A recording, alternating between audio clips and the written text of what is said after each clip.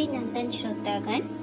आइए आज सुनते हैं रविंद्रनाथ टैगोर जी के द्वारा लिखी मर्मांतक कहानी द पोस्ट मास्टर का हिंदी रूपांतरण। Post master. आइए सुनते हैं। काम के शुरुआती दौर में पोस्ट मास्टर को उलापुर गांव आना पड़ा था।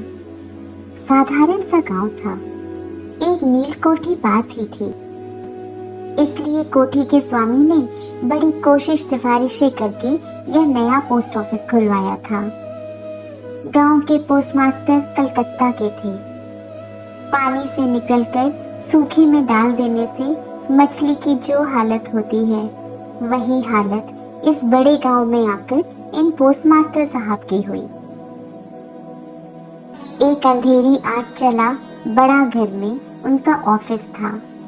नजदीक ही काई से घिरा एक तालाब था, जिसके चारों ओर जंगल था। कोठी में गुमाश्ते वगैरह जितने भी कर्मचारी थे, उन्हें प्रायः फुर्सत नहीं रहती थी, ना वे शिष्ट जनों से मिलने जुलने के योग्य ही थे। खास तौर से कलकत्ता के लड़के ठीक से मिलना जुलना नहीं जानते। नई जगह में पहुंचकर वे या तो बड़ा घर अक्खड़ हो जाते हैं या फिर सुस्त और लचीले, इसलिए स्थानीय लोगों से उनका मेल जोल नहीं हो पाता। इधर काम भी ज्यादा नहीं था। कभी कभी एक दो कविता लिखने की कोशिश करते, उनमें इस प्रकार के भाव व्यक्त करते जैसे दिन भर पेड़ पौधों का कंपन और आकाश के बादल देखते देखते बड़े सुख से बीत रहा हो। लेकिन अंतर्यामी जानते हैं कि यदि अलिफ लैला का कोई दैत्य आकर एक ही रात में इन डाली कोपलों के साथ इन सारे पेड़ पौधों को काट कर पक्का रास्ता तैयार कर देता और पंक्तिबद्ध बड़ी बड़ी इमारतों के द्वारा बादलों को दृष्टि से ओझल कर देता, तो इस अधमरे भले आदमी के लड़कों को नया जीवन मिल जाता है। पोस्ट मास्टर की बहुत कम तनख्वाह होती है, अपने हाथों बनाकर खाना पड़ता और गांव की एक मात्र पितृहीन अनाथ बालिका उनका काम काज कर देती थी। उसको थोड़ा बहुत खाना मिल जाता। उस लड़की का नाम रतन था, उम्र 12-13 साल। उसके विवाह की कोई विशेष संभावना नहीं दिखाई देती थी। शाम को जब गांव की गौशाला में कुंडलाकार धुआं उठता, झाड़ियों में झींगुर बोलते, दूर के गांव में पियक्कड़ बाउलों का दल ढोल करतार बजाकर ऊंचे स्वर में गीत छेड़ देता, जब अंदर बरामदे में अकेले बैठे बैठे वृक्षों का कंपन देखकर कवि हृदय में भी धड़कन होने लगती, तब कमरे के कोने में एक टिमटिमाता हुआ दिया जलाकर पोस्ट मास्टर आवाज लगाते, रतन। दरवाजे पर बैठी रतन इस आवाज का इंतजार करती रहती, लेकिन पहली आवाज पर ही अंदर न जाती। वहीं से कहती, क्या है बाबू, किस लिए बुला रहे हो? पोस्ट मास्टर, तू क्या कर रही है? रतन, बस चूल्हा ही जलाने जा रही हूँ रसोई घर में। पोस्ट मास्टर, तेरा रसोई का काम पीछे हो जाएगा, पहले हुक्का भर ला। थोड़ी देर में अपने गाल फुलाए चिलम में फूंक मारती मारती रतन भीतर आती। उसके हाथ से हुक्का लेकर पोस्ट मास्टर चट से पूछ बैठती, अच्छा रतन, तुझे अपनी माँ की याद है क्या? बड़ी लंबी कहानी है, बहुत सी याद है, बहुत सी बात याद भी नहीं। माँ की बनिस्बत पिता उसको अधिक प्यार करते थे। पिता की उसे थोड़ी थोड़ी याद है। उसके पिता दिन भर मेहनत करके शाम को घर वापस लौटते थे। भाग्य से उन्हीं में से 2-1 शामों की याद उसके मन में चित्र के समान अंकित है। यही बात करते करते धीरे धीरे रतन पोस्ट मास्टर के पास ही जमीन पर बैठ जाती। फिर उसे ध्यान आता, उसका एक भाई था। कुछ दिन पहले बरसात में एक दिन एक तालाब के किनारे दोनों ने मिलकर पेड़ की टूटी हुई टहनी की बंसी बनाकर झूठ मूठ मछली पकड़ने का खेल खेला था। अनेक महत्वपूर्ण घटनाओं की अपेक्षा इसी बात की याद उसे अधिक आती। इस तरह बातें करते करते कभी कभी रात हो जाती थी। तब आलस के मारे पोस्ट मास्टर को खाना बनाने की इच्छा ना होती। सवेरे की बासी तरकारी रहती और रतन झटपट चूल्हा जलाकर कुछ रोटियां सेक लेती। झोपड़ी के एक कोने में ऑफिस की काठ की कुर्सी पर बैठे बैठे पोस्ट मास्टर भी अपने घर की बात छेड़ देते। छोटे भाई की बात, माँ और दीदी की बात, प्रवास में एकांत कमरे में बैठकर जिन लोगों के लिए हृदय कातर हो उठता, उनकी बात। जो बातें उनके मन में बार बार उदय होती रहती, पर जो नील कोठी के गुमाइश्तों के सामने किसी तरह भी उठाई नहीं जा सकती थी, उन्हीं बातों को उस अनपढ़ नन्ही बालिका से कहते उन्हें बिल्कुल हिचक ना लगती। अंत में ऐसा हुआ कि बालिका बातचीत करते समय उनके घर वालों को चिर परिचितों के समान खुद भी माँ, दादा, दीदी कहने लगी। यहाँ तक कि अपने नन्हे से हृदय पट पर उसने उनकी काल्पनिक मूर्ति भी बना ली थी। एक दिन बरसात की दोपहर में बादल छट गए थे और हल्का सा ताप लिए अच्छी हवा चल रही थी। धूप में नहाई घास से और पेड़ पौधों से एक प्रकार की खुशबू निकल रही थी। ऐसा लगता था मानो धरती का उष्ण निश्वास अंगों को छू रहा हो और ना जाने कहाँ का एक जिद्दी पक्षी दोपहर भर प्रकृति के दरबार में लगातार एक लय से अत्यंत दयनीय स्वर में अपनी शिकायतें दोहरा रहा था।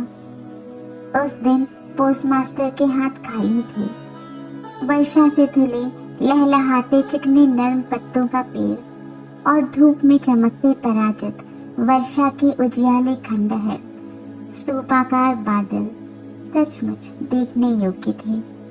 पोस्टमास्टर उन्हें देखते जाते और सोचते जाते कि काश इस समय यदि कोई अपना सगा अपने पास होता, हृदय के साथ एकांत संलग्न कोई प्यार की प्रतिमा, मानव मूर्ति होती।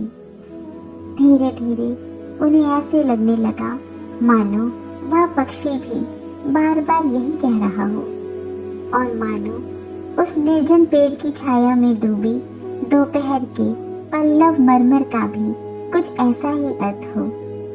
ना तो कोई विश्वास कर सकता, ना जान पाता, लेकिन उस छोटे से गांव के सामान्य वेतन भोगी उस सब पोस्टमास्टर के मन में छुट्टी के लंबे दिनों में गंभीर सुनसान दोपहर में इसी प्रकार के भाव पैदा होते रहते। पोस्टमास्टर ने एक लंबी और गहरी सांस ली और फिर आवाज लगाई, रतन। रतन उस समय अमरूद के पेड़ के नीचे पैर फैलाए कच्चा अमरूद खा रही थी। वह मालिक की आवाज सुनते ही तुरंत दौड़ी हुई आई और हांफते हांफते बोली, भैया जी बुला रहे थे आप? पोस्टमास्टर ने कहा, मैं तुझे थोड़ा थोड़ा पढ़ना सिखाऊंगा। और फिर दोपहर भर उसके साथ छोटा आ बड़ा आ करते रहे। इस तरह कुछ दिनों में संयुक्त अक्षर भी पार कर लिया था उसने। सावन का महीना था, लगातार वर्षा हो रही थी। गड्ढे, नाले, तालाब सब पानी से भर गए थे। रात दिन मेढक की टर टर और वर्षा की आवाज। गांव के रास्तों में चलना फिरना बंद हो गया था। मेला जाने के लिए नाव में चढ़कर जाना पड़ता। एक दिन सवेरे से ही बादल खूब घिरे हुए थे। पोस्टमास्टर की छात्रा बड़ी देर से दरवाजे के पास बैठी प्रतीक्षा में थी, लेकिन और दिनों की तरह जब ठीक समय उसकी बुलाहट न हुई तो वह खुद किताबों का बस्ता लिए धीरे धीरे भीतर पहुंची। देखा पोस्टमास्टर अपनी खटिया पर लेटे हुए हैं। यह सोचकर कि वे आराम कर रहे हैं, वह चुपचाप फिर बाहर जाने लगी। तभी अचानक सुनाई पड़ा, रतन। झटपट लौटकर भीतर जाकर उसने कहा, भैया जी सो रहे थे क्या? पोस्टमास्टर ने कातर स्वर में कहा, तबीयत ठीक नहीं मालूम होती, जरा माथे पर हाथ रखकर तो देख मेरे। घोर वर्षा के समय प्रवास में इस तरह बिल्कुल अकेले रहने पर रोग से पीड़ित शरीर को कुछ सेवा पाने की इच्छा होती है। तपते हुए माथे पर शंख की चूड़ियां पहने कोमल हाथ याद आने लगते हैं। ऐसे कठिन प्रदेश में रोग की पीड़ा में यही सोचने की इच्छा होती है कि पास ही स्नेहमयी नारी के रूप में माता या दीदी बैठी है। परदेशी के मन की यह अभिलाषा बेकार नहीं गई। बालिका रतन बालिका न थी। उसने फौरन माता का पद ग्रहण कर लिया। वह जाकर वैद्य को बुला लाई, ठीक समय पर गोली खिलाई, सारी रात सिरहाने बैठी रही, अपने हाथों पथ्य तैयार किया और सैकड़ों बार पूछती रही, भैया जी कुछ आराम है क्या? बहुत दिनों बाद पोस्टमास्टर जब रोग शैया छोड़कर उठे तो उनका शरीर कमजोर हो गया था। उन्होंने मन में तय किया, अब और नहीं, जैसे भी हो अब यहाँ से तबादला कराना ही चाहिए। अपनी अस्वस्थता का उल्लेख करते हुए उन्होंने उसी समय अधिकारियों के पास बदली के लिए कलकत्ता दरख्वास्त भेज दी। रोगी की सेवा से छुट्टी पाकर रतन ने दरवाजे के बाहर फिर अपने स्थान पर कब्जा जमा लिया, लेकिन अब पहले की तरह उसकी बुलाहट नहीं होती थी।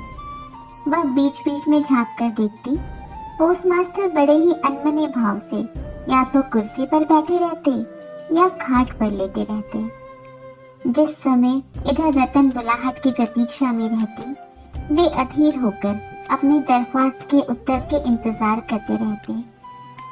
दरवाजे के बाहर बैठी रतन ने हजारों बार अपना पुराना पाठ दोहराया। बाद में यदि किसी दिन सहसा उसकी बुलाहट हुई तो उस दिन कहीं उसका संयुक्त अक्षरों का ज्ञान गड़बड़ न हो जाए, इस बात की उसे आशंका थी। आखिर लगभग एक सप्ताह के बाद एक दिन शाम को उसकी पुकार हुई। कांपते हृदय से उसने भीतर प्रवेश किया और पूछा, भैया जी मुझे बुलाया था?